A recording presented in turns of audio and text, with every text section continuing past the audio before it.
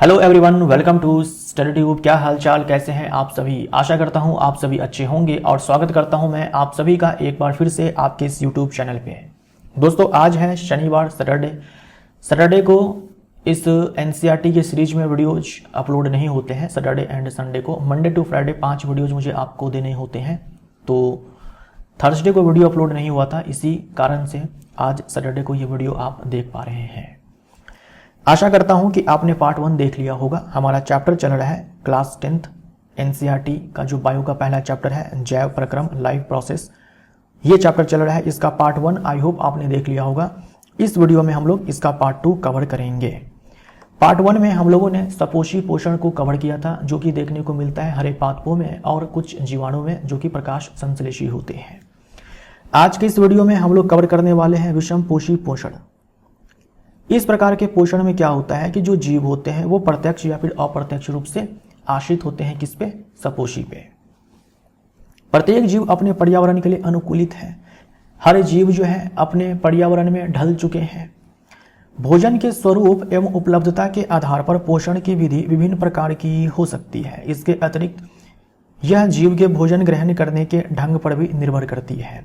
देखो, पोषण की जो विधि है वो अलग अलग प्रकार की हो सकती है, डिपेंड करता है भोजन का स्वरूप और उपलब्धता कैसी है भाई, और भोजन को ग्रहण करने का ढंग कैसा है। इसके आधार पर जो है पोषण की अलग अलग विधि हो सकती है।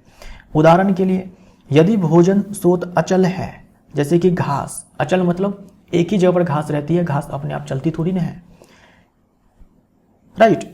यदि भोजन स्रोत अचल है, नहीं चलती है, या गतिशील है, जैसे कि हिरण, दोनों प्रकार के भोजन का अभिगम का तरीका भिन्न भिन्न है। अभिगम का तरीका यानी कि उसको एक्सेस करने का, प्राप्त करने का तरीका जो है भिन्न भिन्न है। तथा गाय व शेर किस पोषक उपकरण का उपयोग करते हैं। पोषक उपकरण मतलब वो सारी संरचना है जो इन्वॉल्व होती है पोषण में, राइट। पोषण में, न्यूट्रिशन में, भोजन को प्राप्त करना, उसको डाइजेस्ट करना, इनमें जो अंग जो शामिल होते हैं उसी को कहा जा रहा है पोषक उपकरण। जीवों द्वारा भोजन ग्रहण करने और उसके उपयोग की अनेक युक्तियां हैं। जीव जो भोजन को ग्रहण करते हैं, उसका उपयोग करते हैं, इसके लिए अनेक युक्तियां हैं, अनेक स्ट्रैटेजी है। कुछ जीव भोज्य पदार्थों का विघटन शरीर के बाहर ही कर देते हैं और तब उसका अवशोषण करते हैं। फफूंदी, ईस्ट तथा मशरूम आदि कवक इसके उदाहरण हैं। अन्य जीव संपूर्ण भोज्य पदार्थ का अंतर ग्रहण करते हैं तथा उनका पाचन शरीर के अंदर होता है। हम लोग अपनी बात करते हैं, या फिर आप यहाँ पर एग्जाम्पल जो है अमीबा का भी ले सकते हो, है ना, अमीबा का भी ले सकते हो, या फिर हम मनुष्य, या फिर गाय है, जो ज़्यादातर आप जीव अपने आसपास देखते हो, जंतु, उन सारे को भी आप यहाँ पर ले सकते हो। तो हम लोग अपनी बात करते हैं, अच्छे से समझेंगे। हम लोग क्या करते हैं कि भोजन लेते हैं, अंतर ग्रहण करते हैं, और उसका पाचन कहाँ होता है? हमारे शरीर के भीतर होता है, हमारे शरीर के अंदर होता है। हमारे शरीर के अंदर होता है, पचता है वो भोजन, और तब जाकर के हमारे बॉडी में अवशोषित होता है वो पचा हुआ भोजन। कुछ जीव ऐसे होते हैं जो भोजन को पचाते हैं बॉडी के बाहर, पचने के बाद उस भोजन को अवशोषित कर लिया जाता है ना। कुछ जीव भोज्य पदार्थों का विघटन शरीर के बाहर ही कर देते हैं। भोज्य पदार्थों का विघटन का मतलब वही पाचन हो गया, शरीर के बाहर ही कर देते हैं और तब उसका अवशोषण करते हैं। ऐसे जीव कहलाते हैं आपके मृतोपजीवी, ठीक है। मृतोपजीवी तो कवक है, और कुछ जीवाणु भी होते हैं जो मृतोपजीवी होते हैं, राइट। तो मृतोपजीवी, ऐसे जीव को क्या बोलते हैं? मृतोपजीवी बोलते हैं, सेप्रोफाइट्स बोलते हैं। और इस प्रकार के पोषण को हम लोग मृतोपजीवी पोषण कहते हैं, सेप्रोफिटिक न्यूट्रिशन कहते हैं। और हमारे अंदर क्या होता है? होलोजोइक न्यूट्रिशन, यानी कि पूर्णभोजी पोषण। इसको हम लोग हिंदी में बोलते हैं पूर्णभोजी पोषण, है ना। संपूर्ण भोज्य पदार्थ को हम लोग संपूर्ण भोज्य पदार्थ का हम लोग अंतर ग्रहण करते हैं और उसके बाद पचाते हैं, और तब जाकर के बॉडी के अंदर पचाते हैं, बॉडी के अंदर अवशोषित होता है। जो मृतोपजीवी होते हैं ये क्या करते हैं? ये बॉडी के बाहर भोज्य पदार्थों को, जो भी जटिल खाद्य पदार्थ होगा उसको तोड़ देगा सरल खाद्य पदार्थों में अपने एंजाइम की मदद से, बॉडी के बाहर ही, और उसके बाद जाकर के जो पचा हुआ भोज्य पदार्थ होगा या फिर जो सरल खाद्य पदार्थ जो टूट करके बना है उसको अवशोषित करेगा, ठीक है। तो कवक इसका सबसे बढ़िया एग्जाम्पल होता है। कवक, ये फफूंद है, ईस्ट है, मशरूम है, ये सब कवक के ही एग्जाम्पल है। ठीक है, कवक के ही एग्जाम्पल है। मृतोपजीवी को हम लोग अपघटक भी बोलते हैं। तो कुछ जीवाणु जो होते हैं वो प्रकाश संश्लेषी भी होते हैं, स्वपोषी भी होते हैं, और कुछ जो है मृतोपजीवी भी होते हैं, और इसी को हम लोग क्या बोलते हैं? अपघटक भी बोलते हैं, है ना, अपघटक भी बोलते हैं। जीव द्वारा किस भोजन का अंतर्ग्रहण किया जाए तथा उसके पाचन की विधि उसके शरीर की अभिकल्पना तथा कार्यशैली पर निर्भर करता है।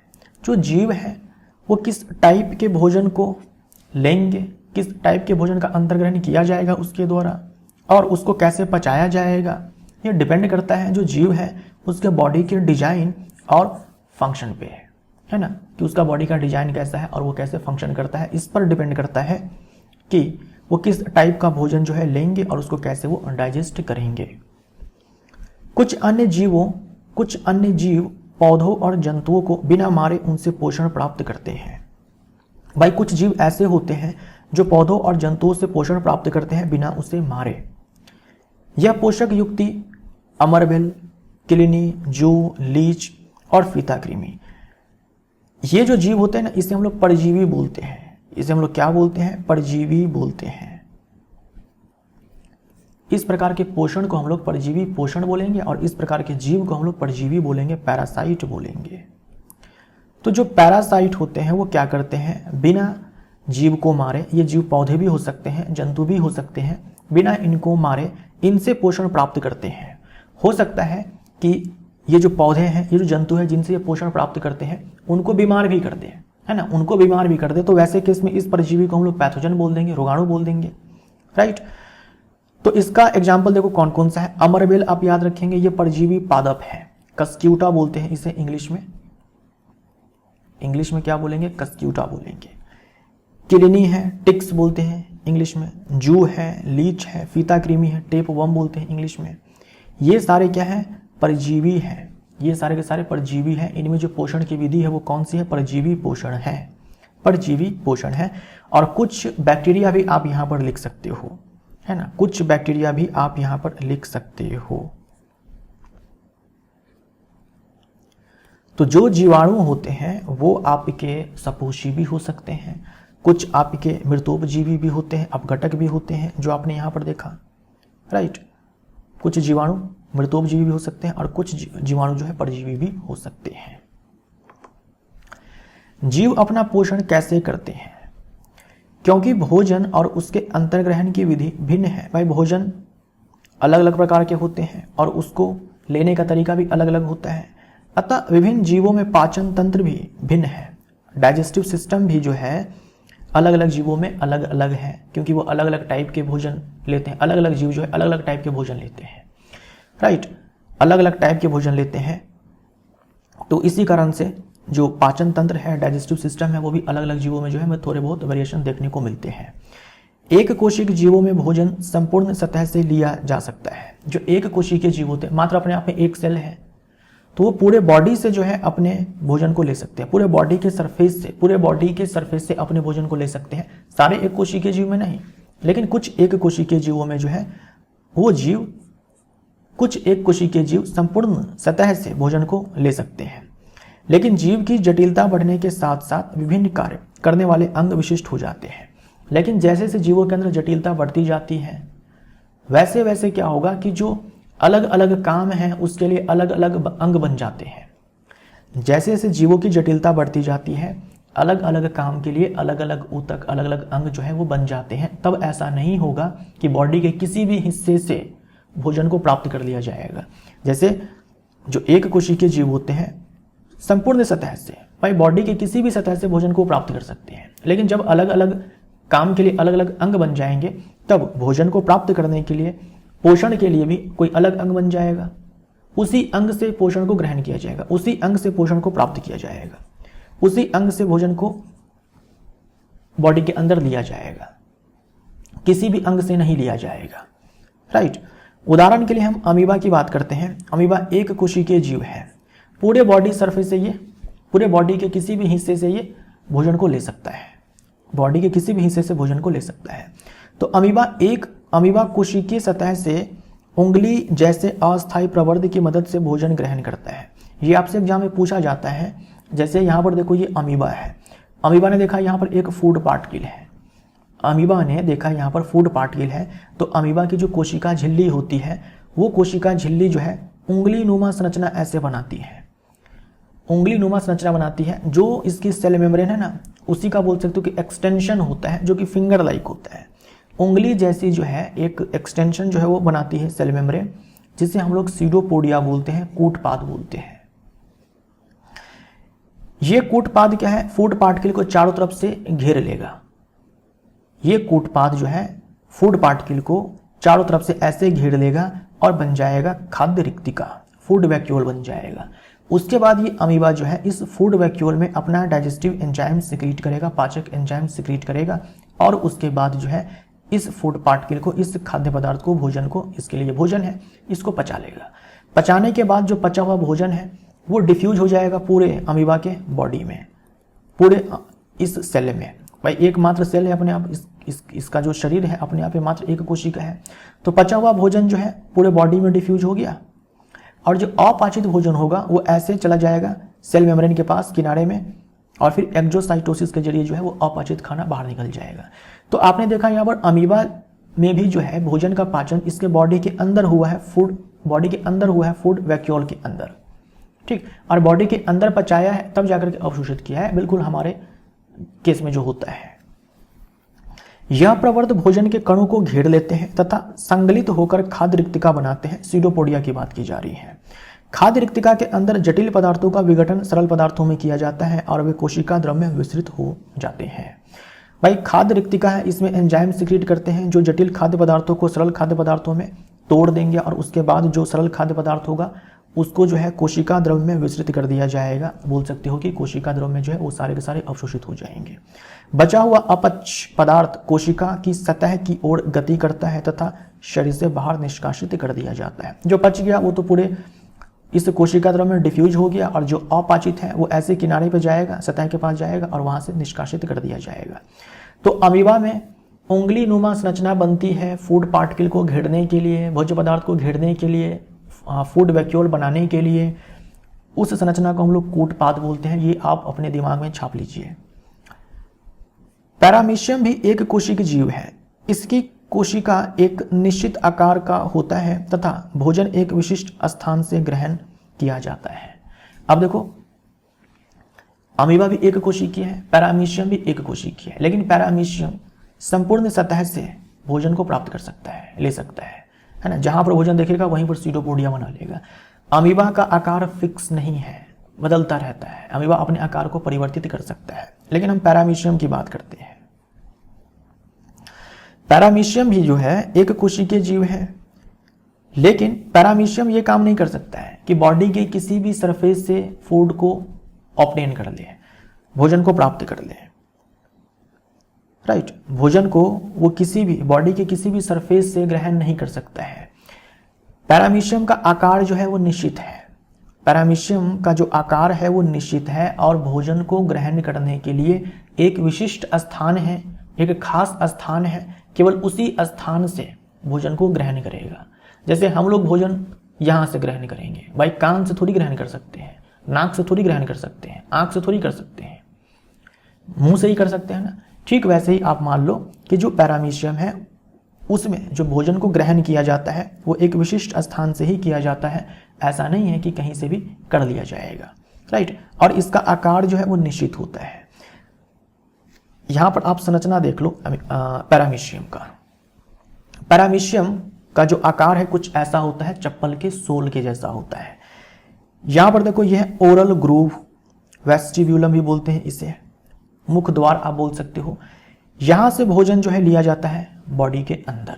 मान लीजिए कि भोजन यहां पर नहीं है ना, यहां पर नहीं है, ये भोजन यहां पर है, मान लो यहां पर कोई फूड पार्टिकल है पैरामीशियम के लिए। वैसे केस में क्या होगा, इस फूड पार्टिकल को जो है यहां पर लाया जाएगा। मान लो कि अमीबा अगर होता तो यहीं पर सीडोपोडिया बन जाता, अपने आकार को वो चेंज कर लेता और यहीं पर सीडोपोडिया बन जाता। लेकिन पैरामीशियम के केस में विशिष्ट स्थान है, वहीं से इस फूड को लिया जाएगा। लेकिन ये फूड तो दूर पड़ा हुआ है इस ओरल ग्रुप से, तो इस फूड पार्टिकल को जो है, ये जो सीलिया होती है जो कि पूरे बॉडी सरफेस पे है, धक्का मार मार के इस ओरल ग्रुप के पास लेकर के आएगी, धक्का मार करके इस फूड पार्टिकल को यहाँ पर भेजेगी और यहाँ से जो है उस भोजन को ग्रहण किया जाएगा। राइट। तो भोजन इस स्थान तक पक्षाभ बोल दो या फिर इसी को पक्षमाभ बोलते हैं, है ना, पक्षमाभ बोलते हैं, समझे आप, पक्षमाभ। राइट, पक्षमाभ ही होता है मेरे ख्याल से, पक्षाभ नहीं होता है भाई। हिंदी में एक ही शब्द के अलग अलग, एक ही शब्द के लिए जो है अनेक शब्द होते हैं। इंग्लिश में आपको हर जगह सीलिया ही देखने को मिलेगा, लेकिन इंग्लिश में, हिंदी में देखो पक्षाभ है, पक्षमाभ है, और भी होते हैं। तो भोजन इस स्थान तक पक्षमाभ की गति द्वारा पहुंचता है जो कोशिका की पूरी सतह से ढके होते हैं। तो पैरामीशियम के पूरे बॉडी पर जो है ये सीलिया आपको देखने को मिलती है। यही सीलिया है जो फूड पार्टिकल को भेजेगी कहाँ, इस ओरल ग्रुप के पास, उस विशिष्ट स्थान के पास जहां से पैरामीशियम भोजन को ग्रहण करेगा। समझ में आया? अब आइए बात करते हैं अपने बारे में, है ना, मनुष्यों में पोषण। तो मनुष्यों में पोषण में हम लोग क्या पढ़ते हैं, पूरा डाइजेशन का जो प्रोसेस होता है उसके बारे में हम लोग पढ़ते हैं। आहार नाल मूल रूप से मुंह से गुदा तक विस्तृत एक लंबी नली है। आहार नाल को हम लोग इंग्लिश में एलिमेंट्री कैनाल बोलते हैं, डाइजेस्टिव ट्रैक्ट भी बोलते हैं, है ना, एलिमेंट्री कैनाल बोल दो या फिर डाइजेस्टिव ट्रैक्ट भी बोल दो आप। तो कहां से कहां तक है? सबसे पहली बात, ये एक लंबी नली है, एक लंबी नली है जो कहां से कहां तक है, मुंह से लेकर के गुदा तक, मुंह से लेकर के पिछवाड़ा तक आप बोल सकते हो, जहां से पोटी करते हो ना वहां तक, यहां से लेकर के जहां से आप पोटी करते हो वहां तक एक लंबी ट्यूब है। राइट। हम इस नली के विभिन्न भागों को देख सकते हैं। जो भोजन हमारे शरीर में एक बार प्रविष्ट हो जाता है उसका क्या होता है, हम यहाँ इस प्रक्रम की चर्चा करते हैं। जो हम भोजन खाते हैं उसका बॉडी के अंदर क्या होता है। सबसे पहले आप देख लो इस स्लाइड के माध्यम से कि जो ये आहार नाल है उसके कौन कौन से भाग हैं। यहाँ पर देखो तो सबसे पहला ये मुख गुहा है, बकल कैविटी है, बकल कैविटी के बाद ये ग्रसिका है, ग्रसिका के बाद आ जाओ ये अमाशय है, अमाशय के बाद ये छोटी आंत है, छोटी आंत के बाद ये बड़ी आंत है, ठीक, और ये गुदा द्वार है। तो एलिमेंट्री कैनाल स्टार्ट यहाँ से होता है और एंड जाकर के यहाँ पे होता है। ये वही छेद है, ये वही छेद है, ये वही द्वार है जहाँ से जो फीकल मटेरियल है, जो मल है बाहर आता है, बोल सकते हो, जहां से पोटी जो है बाहर आता है, समझे। और ये अपशेषी अंग है, अपेंडिक्स अपशेषी अंग है। ये भी आप वेस्टिजियल ऑर्गन है, आप याद रख सकते हो, वेस्टिजियल ऑर्गन हमारे बॉडी के अंदर है, जिसमें से एक जो है ये अपेंडिक्स है, परिशेषिका हिंदी में बोलते हैं। तो एलिमेंट्री कैनाल के कौन कौन से पार्ट्स, सबसे पहले तो आपको जो है यही ध्यान में रखना पड़ेगा। ये मुख गुहा हो गया, ये ग्रसिका, फूड पाइप भी इसे बोलते हैं हम लोग, ईसोफेगस इंग्लिश में, स्टमक हो गया, ये स्मॉल इंटेस्टाइन, छोटी आंत, शुद्धांत्र भी बोला जाता है, ये है बड़ी आंत, और उसके बाद ये गुदा। ये सारे एक ही ट्यूब है ना, एक ही ट्यूब है, और ये सब मिल करके क्या कहलाते हैं, एलिमेंट्री कैनाल कहलाते हैं, है ना, एलिमेंट्री कैनाल कहलाते हैं। इस एलिमेंट्री कैनाल का जो सबसे लंबा भाग है वो है ये छोटी आंत, छोटी आंत, बस छोटी कहने में है, एक्चुअल में सबसे लंबा भाग है इस एलिमेंट्री कैनाल का। यहां पर आप देख सकते हो, अच्छा ये आप देख रहे हो, ये जो आप देख रहे हो ये है विंड पाइप, ये विंड पाइप है, ट्रैकिया जिसे बोलते हैं, ट्रैकिया भी बोलते हैं, विंड पाइप भी बोलते हैं। तो ये विंड पाइप है जो आपको फ्रंट से दिखता है, इसके ठीक पीछे फूड पाइप होता है। जो आप खाना खाते हैं वो इस विंड पाइप के ठीक पीछे वाले पाइप में जाता है, जिसे हम लोग बोलते हैं फूड पाइप, ठीक। तो ये आपको दिखाया गया है, ये विंड पाइप है जिसे हम लोग ट्रैकिया भी बोलते हैं, श्वास नली भी बोलते हैं, ये विंड पाइप है। और इसके ठीक पीछे यहाँ पर देखो, इस वाले पिक्चर में बैक साइड से दिखाया गया है, ये है फूड पाइप। फूड पाइप, इसे हम लोग ईसोफेगस भी बोलते हैं, इसे हम लोग ईसोफेगस भी बोलते हैं, ग्रसिका भी बोलते हैं। तो जो आप खाना खाते हैं मुंह में जाता है, उसके बाद इसी फूड पाइप में जाता है। फूड पाइप से आने के बाद यहाँ पर देखो ये अमाशय जो कि जे आकृति का होता है, इस अमाशय में आता है। अमाशय में जब भोजन आता है तो अमाशय जो है फैल जाता है।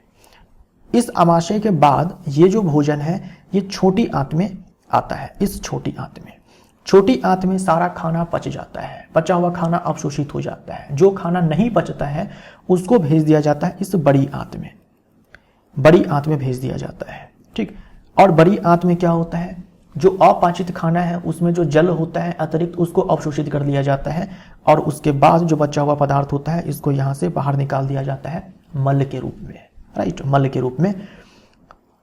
तो ये पूरा जो आप देख रहे हो ना, ये एलिमेंट्री कैनाल का जो है पूरा पार्ट है, सब के सब। इसमें सबसे जो लंबा भाग है छोटी आंत का है। हम तरह तरह के भोजन खाते हैं जिन्हें उसी भोजन नली से गुजरना होता है। प्राकृतिक रूप से भोजन को एक प्रक्रम से गुजरना होता है जिससे वह उसी प्रकार के छोटे छोटे कणों में बदल जाता है। इसे हम दांतों से चबाकर पूरा कर लेते हैं। हम तरह तरह के भोजन खाते हैं जिन्हें उसी भोजन नली से गुजरना होता है, यानी कि वही एलिमेंट्री कैनाल से गुजरना होता है। इस एलिमेंट्री कैनाल से गुजरना होता है। हम जो कुछ भी भोजन खाते हैं उसे इसी एलिमेंट्री कैनाल से गुजरना होता है। प्राकृतिक रूप से भोजन को एक प्रक्रम से गुजरना होता है जिससे वह उसी प्रकार के छोटे छोटे कणों में बदल जाता है। जो हम खाना खाते हैं, जो हम भोजन खाते हैं, वो जिस रूप में होता है उसी रूप में पहले वो छोटे छोटे टुकड़ों में टूट जाता है। छोटे छोटे टुकड़ों में उसे तोड़ना पड़ता है। ये तोड़ने का काम किसका है? दांतों का होता है। हम लोग चीरते, फाड़ते हैं, चबाते हैं, और जो भोजन हम खाते हैं उसको उसी रूप में छोटे छोटे टुकड़ों में तोड़ देते हैं। क्योंकि आहार का आस्तर नहीं होगा, आहार नाल का अस्तर होगा। ठीक है, यहां पर आहार नाल होना चाहिए।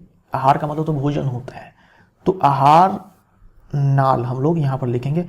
आहार नाल का अस्तर, लाइनिंग, ये जो पाइप है, मान लीजिए ये पाइप है, इस पाइप के अंदर वाली लाइनिंग की बात की जा रही है। ये जो पाइप है इसके अंदर लाइनिंग की बात की जा रही है। पाइप के अंदर तो ये खाली स्थान है ना, तो इसके भीतर की लाइनिंग की बात की जा रही है कि ये सॉफ्ट है। कैसा है भाई? सॉफ्ट है, बहुत ही सॉफ्ट है, बहुत ही कोमल है। अतः भोजन को गीला किया जाता है ताकि इसका मार्ग आसान हो जाए। क्योंकि ये सॉफ्ट है तो भोजन को गीला किया जाता है। भोजन को गीला किया जाता है हमारे मुख गुहा में, ताकि इसका जो मार्ग है, रास्ता है, वो आसान हो जाए। अगर भोजन सूखा रहेगा तो फ्रिक्शन होगा, और ऐसे में ये काफी सॉफ्ट है तो हो सकता है कि छिल जाए। जब हम अपनी पसंद का कोई पदार्थ खाते हैं तो हमारे मुंह में पानी आ जाता है। यह वास्तव में केवल जल नहीं, यह लाला ग्रंथि, अब देखो लाला ग्रंथि नहीं होता है, लार ग्रंथि होता है।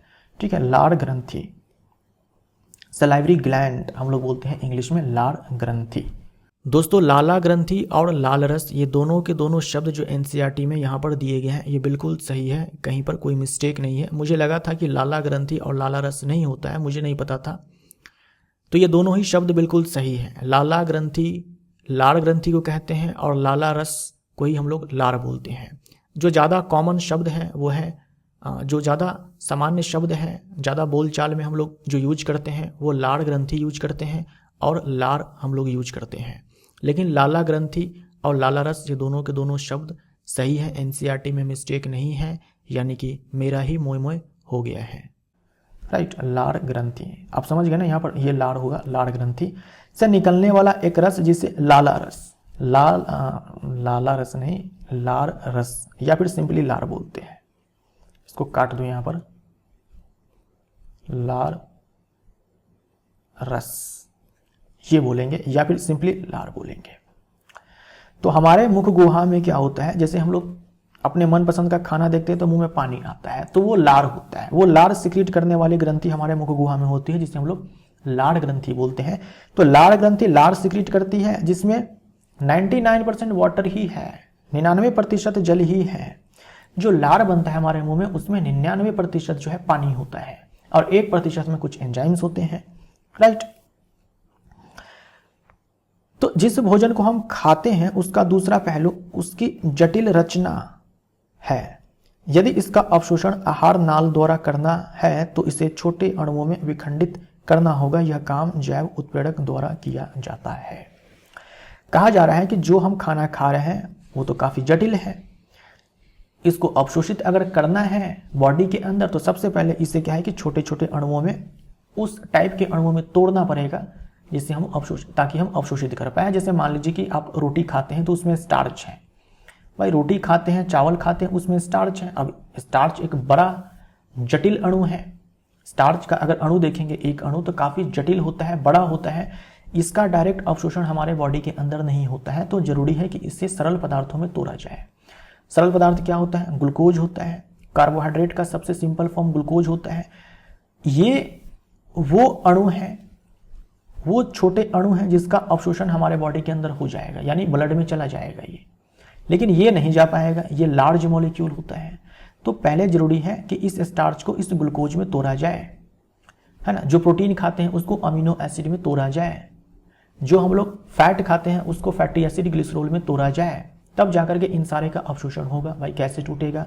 तो इसके लिए हम लोग क्या करते हैं कि एंजाइम, इसके लिए हमारे बॉडी में एंजाइम्स होते हैं तरह तरह के। इस एंजाइम को हम लोग जैव उत्प्रेरक भी बोलते हैं, बायो कैटालिस्ट भी बोलते हैं। इस एंजाइम को हम लोग बायो कैटालिस्ट भी बोलते हैं, जैव उत्प्रेरक भी बोलते हैं। तो हमारे मुख गुहा में लार बनाने वाली ग्रंथि को हम लोग लार ग्रंथि बोलते हैं, जो लार सिक्रेट करती है, जिसमें कि 99% जल ही होता है। और एक एंजाइम आपको याद रखना है, एक एंजाइम आपको याद रखना है, सलाइवरी एमाइलेज। एमिलेज लिखा हुआ है लेकिन एमाइलेज होता है, एमाइलेज एंजाइम। जो लार ये है ना, लार, इसमें तो मैंने कहा कि जल ही होता है 99%। कुछ एंजाइम्स भी होते हैं, आपको केवल एक नाम याद रखना है, ये एमाइलेज। ये एमाइलेज क्या करता है भाई? रोटी और चावल में जो स्टार्च होता है इसको आंशिक रूप से तोड़ देता है, यानी डायरेक्ट ग्लूकोज में नहीं तोड़ेगा। इस स्टार्च को जो है, इस स्टार्च से जो सरल अणु है, सरल जो कार्बोहाइड्रेट है, स्टार्च भी कार्बोहाइड्रेट है, उसमें तोड़ता है माल्टोज। फिर ये माल्टोज आगे टूटेगा ग्लूकोज में। तो पहले स्टार्च टूटेगा माल्टोज में, तो जो हम मुख गुहा में स्टार्च को लेते हैं रोटी चावल के रूप में, वो माल्टोज में टूटता है। तोड़ने वाला एंजाइम एमाइलेज होता है, जो कि इसी लार में होता है। तो लार एमाइलेज जो है ये मंड हम बोलते हैं हिंदी में स्टार्च को, जटिल अणु को सरल शर्करा में खंडित कर देता है। भोजन को चबाने के दौरान पेशी जीवा भोजन को लार के साथ पूरी तरह मिला देती है। जो टंग है, ये टंग, ये भोजन को अच्छे से मिक्स करवाती है, हमारे मुख गुहा में भोजन को अच्छे से मिक्स करवाती है। इसके अलावा इसी टंग के कारण हम बोल पाते हैं। इस टंग में जो है गस्टेटरी रिसेप्टर्स होते हैं, स्वाद कलिकाएं होती हैं, है ना, स्वादग्राही होती है, जो कि स्वाद का पता लगाने का काम करती है। आहार नली के हर भाग में भोजन की नियमित रूप से गति उसके सही ढंग से प्रक्रमित होने के लिए आवश्यक है। अब आहार नली जो है काफी लंबी नली है, तो आहार नली के हर भाग में भोजन जो है अच्छे से प्रोसेस्ड हो, उसके साथ जो भी होना है वो सारी प्रक्रियाएं अच्छे से हो। इसके लिए जो पूरी की पूरी आहार नाल है उसमें भोजन की जो गति है एक नियमित रूप से होती है। उस गति को हम लोग क्रमाकुंचन गति बोलते हैं। क्या बोलते हैं? क्रमाकुंचन गति बोलते हैं, पेरिस्टाल्टिक मूवमेंट बोलते हैं। ऐसा नहीं होता है कि आपने कुछ खाया, जैसे ही निगला और एक झटके में वो अमाशय में चली जाती है, टक से गिर जाती है नीचे, है ना। जैसे आपने यहाँ पर खाया, टक से यहाँ पर गिर जाती है अमाशय में इस पाइप से, ऐसा नहीं होता है। और अमाशय से टक से छोटी आंत में और टक से जो है बड़ी आंत में, ऐसा तो नहीं होता है। पूरे आहार नाले में जो भोजन की गति होती है वो एक नियमित तरीके से होती है। उस गति का एक खास नाम है, उस गति को एक खास नाम दिया गया है, क्रमाकुंचन गति, पेरिस्टाल्टिक मूवमेंट, है ना। पेरिस्टाल्टिक मूवमेंट, तो धीरे धीरे जो है ये गति जो है एक नियमित तरीके से होती है। और ये गति पूरी भोजन नली में होती है, पूरे डाइजेस्टिव ट्रैक्ट में होती है। मुंह से अमाशय तक भोजन ग्रसिका या ईसोफेगस द्वारा ले जाया जाता है। मुख गुहा के बाद ये भोजन जो है अमाशय में आएगा। लेकर के कौन आता है? ये ग्रसिका, जिसे हम लोग फूड पाइप भी बोलते हैं, ईसोफेगस भी बोलते हैं। अमाशय एक बृहत अंग है, बड़ा अंग है, जो भोजन के आने पर फैल जाता है। अमाशय की पेशीय भित्ति भोजन को अन्य पाचक रसों के साथ मिश्रित करने में सहायक होती है। आमाशय की पेशी भित्ति भोजन को अन्य पाचक रसों के साथ मिश्रित करने में सहायक होती है।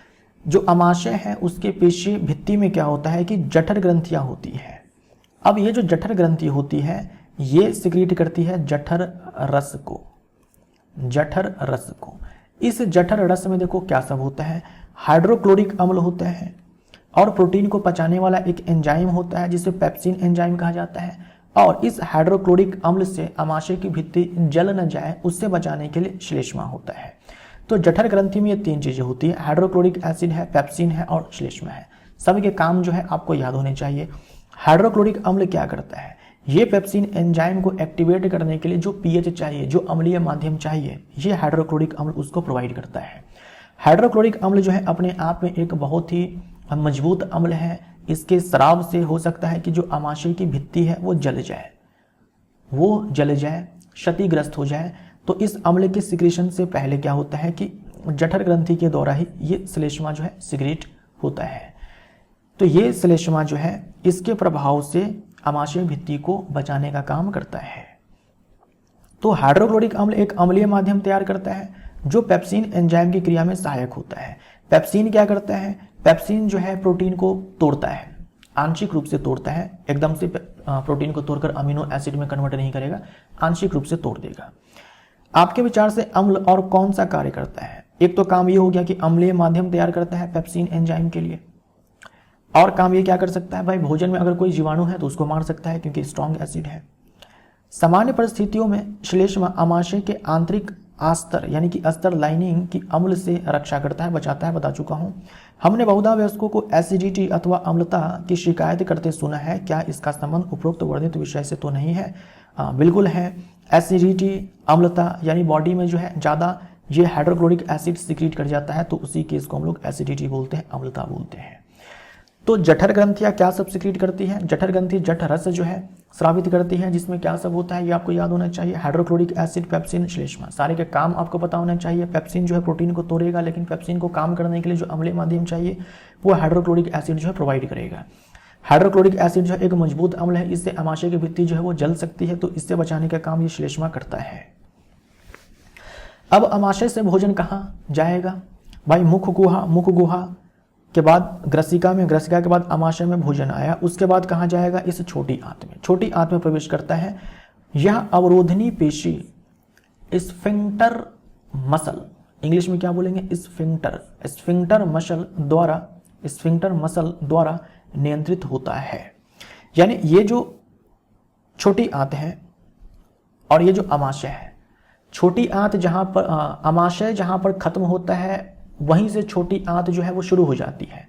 तो आमाशय और छोटी आंत का जो जंक्शन है उसके वहीं पर क्या है? ये अवरोधनी पेशी है, स्फिंक्टर मसल है, ये याद रखिएगा। स्फिंक्टर मसल कैसा होता है? ठीक है, जो गुदा द्वार होता है, ये जो गुदा द्वार होता है, पीछे का जो छेद होता है, अगर आपने कभी देखा हो कहीं पे तो कुछ ऐसा होता है।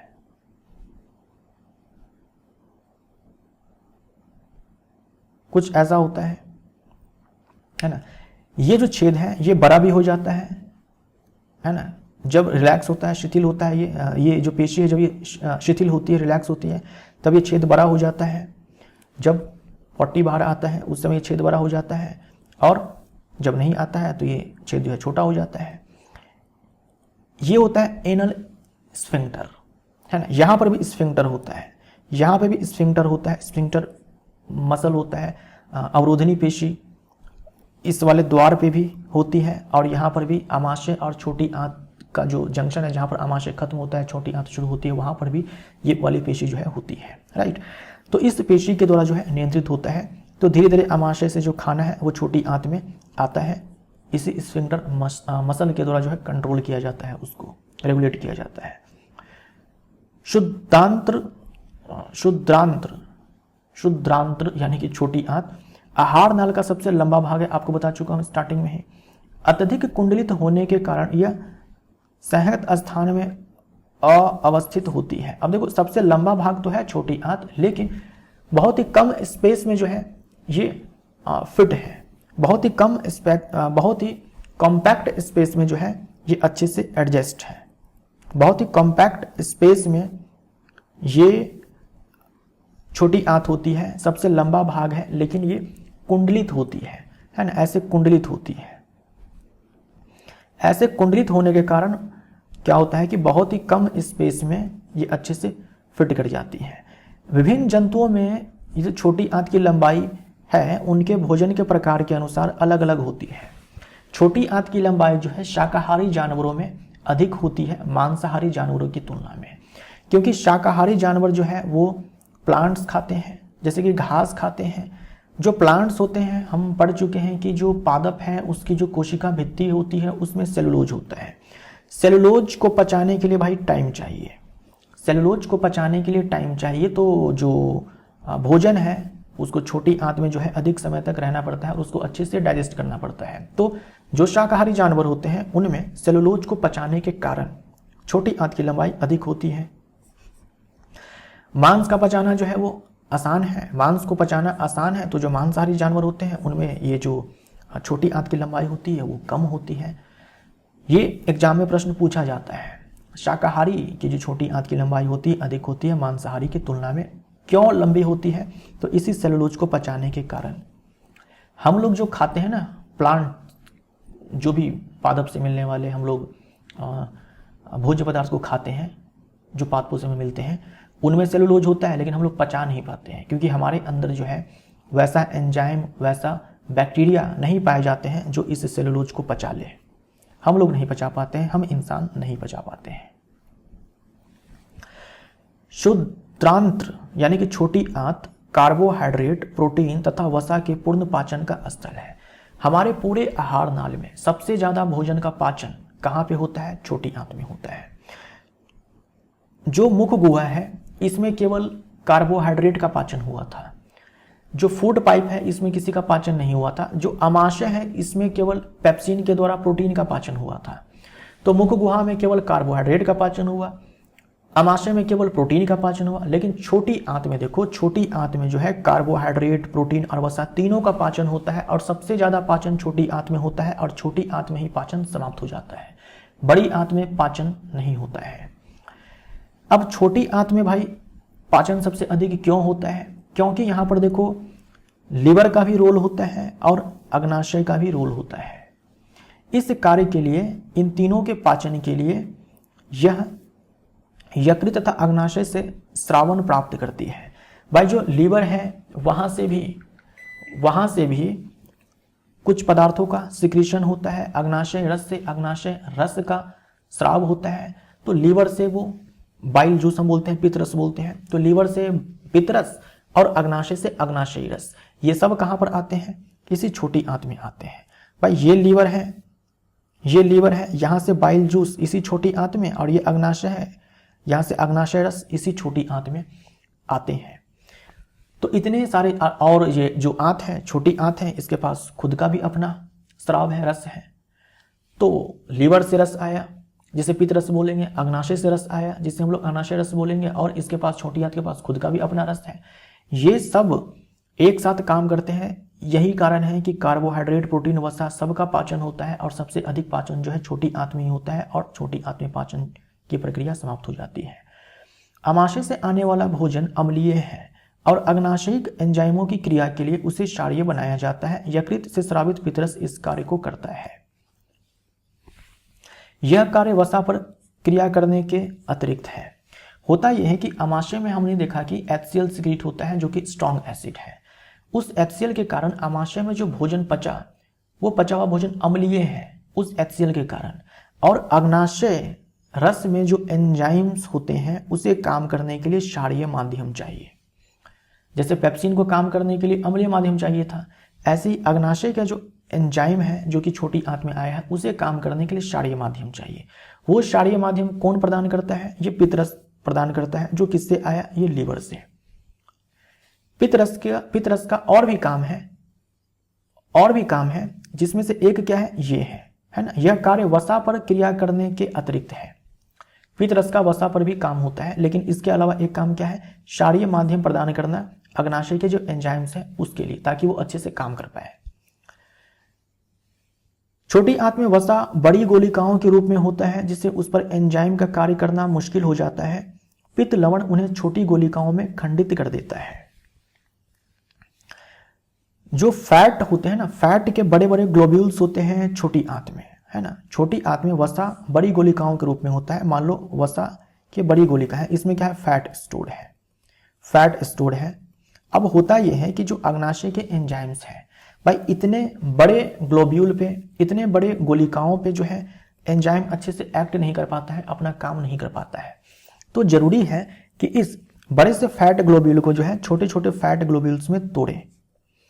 तो ये क्या है, लार्ज ग्लोब्यूल है, ये फैट है लेकिन बड़ी गोलिका है, इसे छोटी गोलिकाओं में तोड़ा जाता है, इसे छोटी गोलिकाओं में तोड़ा जाता है। अभी भी ये सारे फैट हैं, ये डाइजेस्ट नहीं हुए हैं, बस ये बड़े, एक बड़ा ग्लोब्यूल है और ये छोटे छोटे ग्लोब्यूल्स हैं। इसे तोड़ने का काम कौन करता है, बाइल जूस। बाइल जूस में बाइल सॉल्ट्स होते हैं, पित्त लवण होते हैं जो ये काम करते हैं, और इस प्रोसेस को हम लोग पाइसीकरण बोलते हैं। देखो इमल्सीकरण लिखा हुआ ना, इसी को हिंदी में हम लोग पाइसीकरण बोलते हैं, पाइसीकरण बोलते हैं, समझे आप। तो पाइसीकरण का काम क्या है, पाइसीकरण कौन करता है, सबसे पहले ये याद होना चाहिए कि बाइल सॉल्ट्स करते हैं जो कि बाइल जूस में होता है। बाइल जूस में कोई एंजाइम नहीं होता है, कोई पाचक एंजाइम नहीं होता है, लेकिन ये बाइल सॉल्ट्स होते हैं, पित्त लवण होते हैं जो वसा के बड़े बड़े ग्लोब्यूल्स को, बड़ी गोलिकाओं को छोटी छोटी गोलिकाओं में तोड़ने का काम करता है। इस प्रोसेस को पाइसीकरण बोलते हैं, और बाइल जूस जो है हमें लीवर से मिल जाता है। तो छोटी आंत में ये काम होता है। अब ये जो छोटे छोटे गोलिकाएं बने हैं यहां पर, इस पर अग्नाशय के जो एंजाइम से अच्छे से अपना काम कर पाएंगे, राइट, जिससे एंजाइम की क्रियाशीलता बढ़ जाती है। यह साबुन का मैल पर इमल्सीकरण की तरह ही है, जिसके विषय में हम अध्याय 4 में पढ़ेंगे, यानी कि कार्बन और उसके यौगिक वाले चैप्टर में पढ़ेंगे। जैसे कपड़े से साबुन मैल को हटाता है, जैसे कपड़े पे जो मैल होता है उसको हटाने के लिए साबुन जिस प्रक्रिया को अपनाता है, वहां भी इमल्सीकरण होता है, इमल्सिफिकेशन होता है। तो कपड़े में मैल है और उस मैल को हटाने के लिए साबुन जिस प्रक्रिया को अपनाता है, कुछ वही वाली प्रक्रिया जो है यहां पर भी होती है। ये आप याद रखेंगे, एग्जाम में पूछा जाता है। अग्नाशयी रस का स्रवण करता है। अग्नाशय जो है, अग्नाशयी रस पैनक्रियाटिक जूस का सिक्रेशन करता है, जिसमें प्रोटीन के पचाने के लिए ट्रिप्सिन होता है। अब देखो जो अग्नाशयी रस है, इसके पास ना कार्बोहाइड्रेट, प्रोटीन और फैट तीनों को पचाने के लिए एंजाइम्स है। प्रोटीन को पचाने के लिए ट्रिप्सिन है, जैसे कि आमाशय में आपने देखा था कि पेप्सिन था जो कि प्रोटीन को पचा रहा था, लेकिन कार्बोहाइड्रेट और फैट को पचाने वाले एंजाइम्स वहां पर नहीं थे। मुख गुहा में केवल कार्बोहाइड्रेट को पचाने वाले एंजाइम्स थे, प्रोटीन और फैट को पचाने वाले एंजाइम्स नहीं थे। अग्नाशयी रस के पास तीनों प्रकार के एंजाइम्स हैं।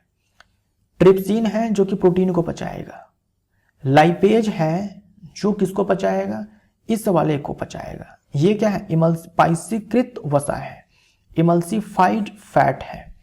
पहले लाइपेज के एक्शन से पहले, क्योंकि लाइपेज जो है इस वाले पे एक्ट नहीं कर पा रहा था, बड़ा सा ग्लोब्यूल था इसीलिए, तो लाइपेज के एक्शन से पहले ये जो बाइल जूस है ये इस फैट के बड़े से ग्लोब्यूल को छोटे छोटे ग्लोब्यूल्स में तोड़ देता है। अब जाकर के इस पर ये जो लाइपेज है ये इमल्सिफाइड फैट हो गया। अब ये जो लाइपेज है इसको तोड़ेगा, राइट।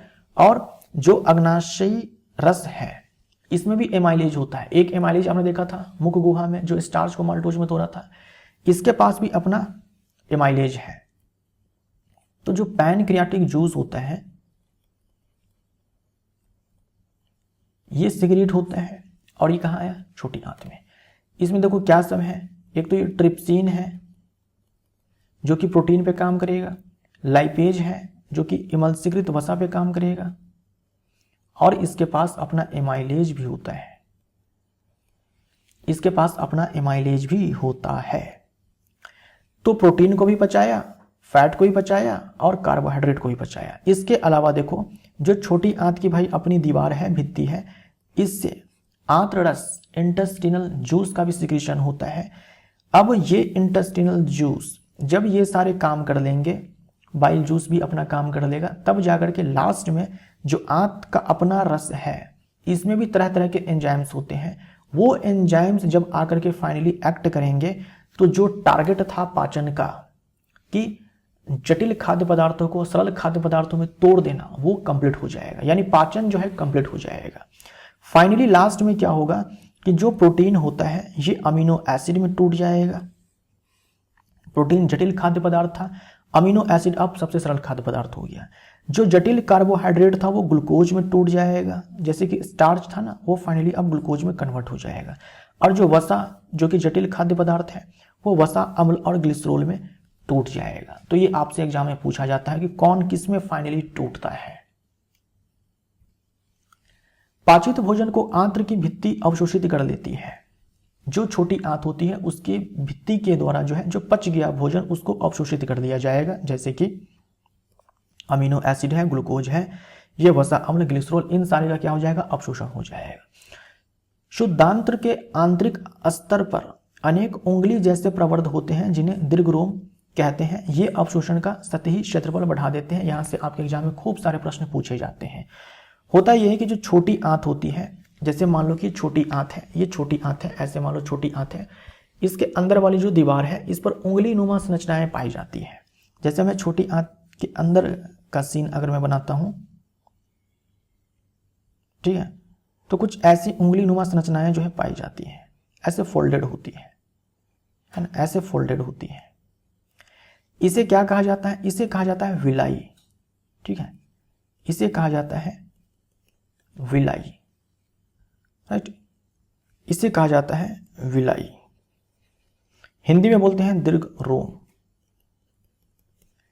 हिंदी में दीर्घ रोम बोलते हैं। ये याद रखिएगा, आपसे पूछा जाता है छोटी आंत में जो उंगली नुमा संरचनाएं पाई जाती है, छोटी आंत में जो उंगली जैसे प्रवर्ध होते हैं, एक्सटेंशन होते हैं, उसे क्या कहा जाता है, दीर्घ रोम कहा जाता है। इसका काम क्या है, इसका काम है सतही क्षेत्रफल को बढ़ा देना, ज्यादा से ज्यादा ये पाचित भोजन का अवशोषण हो सके, इसके लिए ज्यादा से ज्यादा सतह प्रदान करने का काम जो है ये दीर्घ रोम करते हैं। दीर्घ रोम का काम यही है कि पाचित भोजन जो है उसका अवशोषण ज्यादा से ज्यादा हो, तो सरफेस एरिया जो है ये इंक्रीज कर देती है। ये अच्छा अवशोषण कैसे होता है, तो ब्लड में चला जाता है। ये सारे जो पाचित भोज्य पदार्थ होते हैं, ग्लूकोज, वसा, ये सब के सब कहाँ चले जाते हैं, ब्लड में चले जाते हैं।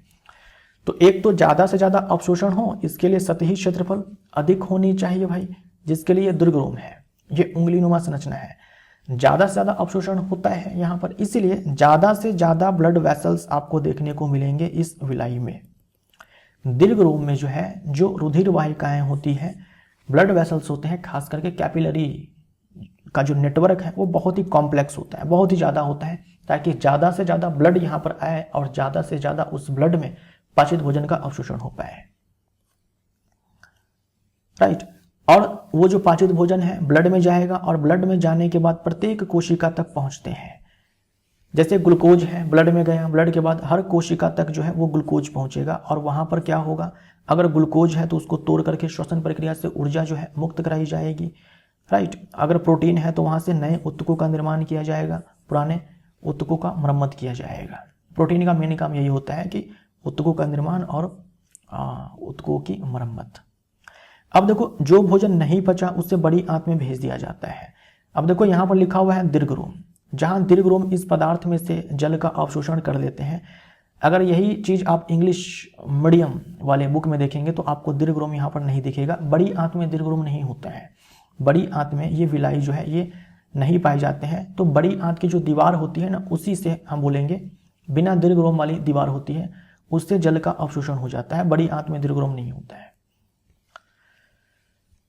तो बिना पचा हुआ भोजन कहाँ गया, बड़ी आंत में। बड़ी आंत में जाने के बाद जो अपाचित भोजन है उसमें जो जल है बड़ी आंत के दीवारों के द्वारा उसको अवशोषित कर दिया जाएगा, और जो बचा हुआ पदार्थ है, अन्य पदार्थ, गुदा द्वारा शरीर के बाहर कर दिया जाएगा। इस वर्ज्य पदार्थ का बहिक्षेपण यानी कि निष्कासन जो है ये गुदा अवरोधनी द्वारा नियंत्रित किया जाता है। गुदा अवरोधनी, एनस स्फिंक्टर, इसकी बात कर रहा हूं मैं। ये स्फिंक्टर कहाँ पे था, आमाशय और छोटी आंत के जंक्शन पे भी था, और गुदा द्वार पे भी मैंने आपको बताया कि होता है, राइट। ये पेशी है ना, पेशी है। दंत क्षरण देखते हैं। दंत क्षरण इंग्लिश में इसे हम लोग डेंटल कैरीज बोलते हैं या फिर टूथ डिके भी बोलते हैं, है ना। दंत क्षरण, डेंटल कैरीज या फिर टूथ डिके भी बोलते हैं। सबसे पहले आप यहां पर देखो, जो आप दांत देखते हो, किसी का आप दांत देख रहे हो, मेरा आप दांत देख रहे हो, जो भाग आपको दिख रहा है ना, उसे हम लोग एनामेल बोलते हैं। एनामेल जो है हमारे बॉडी के अंदर सबसे हार्ड पार्ट है। एनामेल के जस्ट भीतर, यानी जो आप दांत देख रहे हो, जो चमकता दांत आप देख रहे हो, वो चमकता हुआ जो पार्ट है वो एनामेल है। इसके जस्ट पीछे, इसके जस्ट बाद डेंटाइन है, और डेंटाइन के बाद ये पल्प होता है। इस पल्प में रक्तवाहिनी होती है और न्यूरॉन्स होते हैं, राइट। तो दंत क्षरण या दंत क्षय, एनामेल तथा डेंटिन, यानी ये एनामेल और ये जो डेंटाइन है, इसका धीरे धीरे सॉफ्ट के कारण होता है, सॉफ्टनिंग होता है, धीरे धीरे जो है सॉफ्ट होता रहता है। ये एनामेल और ये जो डेंटाइन है धीरे धीरे जो है ये दोनों सॉफ्ट होते रहते हैं, जिससे जो है डेंटल कैरीज या फिर टूथ डिके होता है। इसका प्रारंभ होता है जब जीवाणु शर्करा प्रक्रिया करके अम्ल बनाते हैं, तब एनामेल मृदु या विखनिजीकृत हो जाता है। अनेक जीवाणु कोशिका खाद्य कणों के साथ मिलकर दांतों पर चिपककर दंत प्लाक, डेंटल प्लाक बना देते हैं। ये जो सॉफ्टनिंग हो रहा है, धीरे धीरे जो सॉफ्ट होते जा रहे हैं ये एनामेल और डेंटिन, इसकी शुरुआत कैसे होती है? जब जीवाणु शर्करा पर क्रिया करके अम्ल बनाते हैं। मान लीजिए कि आप कुछ खाते हैं और आपके दांत में कुछ फूड पार्टिकल्स रह जाते हैं, वो साफ नहीं हो पाते हैं, तो वहां पर बैक्टीरिया ग्रो करने लगते हैं। बैक्टीरिया ग्रो करते हैं और बैक्टीरिया जो खाद्य पदार्थ है, जो शुगर है, उसको तोड़ करके अम्ल बना देता है। जिससे जो एनामेल है ये धीरे धीरे सॉफ्ट होने लगता है, और जो इस एनामेल में कैल्शियम है, फास्फोरस है, वो सब नष्ट होने लगते हैं। क्या होता है कि बहुत सारे जीवाणु जो फूड पार्टिकल्स होते हैं उसके साथ मिलकर के दांतों पर चिपक जाते हैं। बहुत सारे जीवाणु जो होते हैं फूड पार्टिकल्स के साथ मिलकर के दांतों पर चिपक जाते हैं और डेंटल प्लाक बना देते हैं। प्लाक दांत को ढक लेता है, इसलिए लार अम्ल को उदासीन करने के लिए दंत सतह तक नहीं पहुंच पाती। इससे पहले कि जीवाणु अम्ल पैदा करें, भोजन उपरांत यानी भोजन के बाद दांतों में ब्रश करने से प्लाक हट सकता है।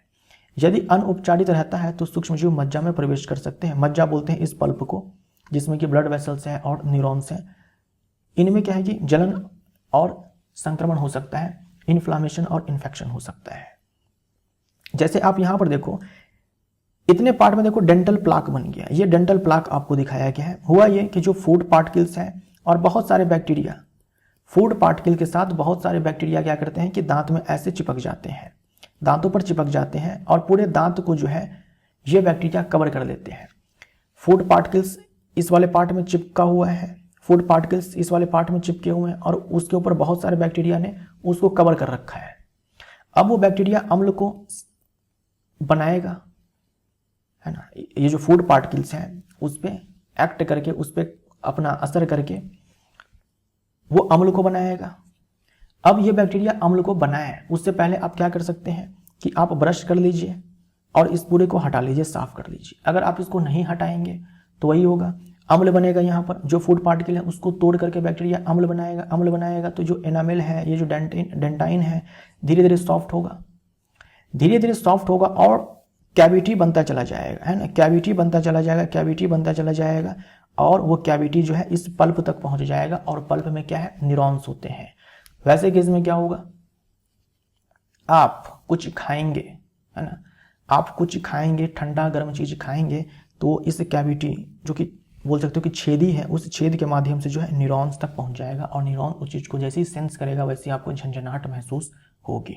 मुंह का पीएच जो है वो गिर जाता है, जिसके कारण जो है आपका ये दंत क्षरण जो है स्टार्ट हो जाता है। तो ज्यादा अम्ल अगर बनेगा ना मुख गुहा में, तो दांतों का जो है क्षरण स्टार्ट हो जाएगा। धीरे धीरे जो है जो कैल्शियम है, फास्फोरस है, वो नष्ट होने लगेंगे, और जो ये पूरा एनामेल है, डेंटाइन है, ये सॉफ्ट होने लगेगा। इसमें कैविटी बन जाएगा, पल्प तक वो कैविटी पहुंच जाएगा, इन्फेक्शन हो सकता है उसमें पल्प में, और फिर जलन होगा, तो डेंटल प्लाक बन जाता है। अब आपसे किताब में कुछ प्रश्न पूछा जाता है, स्वयं पोषी पोषण तथा विषम पोषी पोषण में क्या अंतर है? भाई, इस प्रकार के पोषण में जीव अपना खाना खुद से बनाते हैं, किसी दूसरे जीव पर आश्रित नहीं रहते हैं, जैसे कि हरे पादप और कुछ जीवाणु। इस प्रकार के पोषण में जो जीव होते हैं वो प्रत्यक्ष या फिर अप्रत्यक्ष रूप से जो स्वपोषी होते हैं उन पर निर्भर रहते हैं। प्रकाश संश्लेषण के लिए आवश्यक कच्ची सामग्री पौधा कहाँ से प्राप्त करता है? तो आवश्यक कच्ची सामग्री कार्बन डाइऑक्साइड है जिसे एयर से लिया जाता है, और क्या है? जल है जिसे मिट्टी से लिया जाता है परासरण के जरिए। हमारे आमाशय में अम्ल की भूमिका क्या है? तो आमाशय में क्या होता है? आमाशय में जो प्रोटीन होता है उसको डाइजेस्ट किया जाता है पेप्सिन की मदद से। प्रोटीन को डाइजेस्ट किया जाता है हमारे आमाशय में। पाचक एंजाइम का क्या कार्य है? जो पाचक एंजाइम होते हैं वो जटिल खाद्य पदार्थों को सरल खाद्य पदार्थों में तोड़ देते हैं। जो जटिल खाद्य पदार्थ होते हैं या फिर बोल दो जो जटिल अणु होते हैं उसे सरल अणुओं में तोड़ने का काम जो है ये पाचक एंजाइम करते हैं। पचे हुए भोजन को अवशोषित करने के लिए शुद्धांत्र को कैसे अभिकल्पित किया गया है, यानी कैसे डिजाइन किया गया है आप बोल सकते हो छोटी आंत को। तो पचे हुए भोजन को अवशोषित करने के लिए किया यह गया है कि उंगली नुमा संरचना होती है जिसे दीर्घरोम बोलते हैं। पचे हुए भोजन को अवशोषित करने के लिए तो ज़्यादा से ज़्यादा अवशोषण हो इसके लिए उंगली नुमा संरचना होती है जिसे दीर्घरोम बोलते हैं, और वहाँ पर ब्लड सप्लाई भी ज़्यादा होता है ताकि ज़्यादा से ज़्यादा ब्लड आए और ज़्यादा से ज़्यादा ब्लड में जो है वो पचा हुआ भोजन अवशोषित हो पाए। तो इस प्रकार से जो है इन सारे प्रश्नों का आप उत्तर दे सकते हैं। यहाँ पर पार्ट 2 हमारा समाप्त होता है। बोल सकते हो आप जंतुओं में पोषण और पातों में पोषण हमारा समाप्त होता है। पार्ट 3 में हम लोग स्टार्ट करेंगे इसी का लाइव प्रोसेस का जो अगला प्रोसेस है श्वसन, उसे मिलते हैं अगले वीडियो में। Thank you so much.